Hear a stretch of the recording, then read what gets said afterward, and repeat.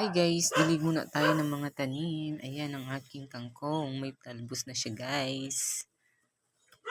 At ang aking okra ay isa lang talaga ang nabuhay. Ayan yung aking mga talong. Ayan guys, may bulaklak na siya. Ayan. Diba ang tanim parang tao din. Kailangang madiligan. Charot. Ayan guys. At ayun na nga guys. Binabawasan ko siya guys ng dahon para at least yung kanyang tubo is gumanda tsaka lumago ang kanyang mga sanga. So yan no, pinuputulan ko siya guys ng dahon, yung mga sirang dahon siya guys. Yun nga guys, diba pag may tanim may aanihin, kaya ako'y nagtatanim ng mga gulay para at least makalibre na at malas na sa budget.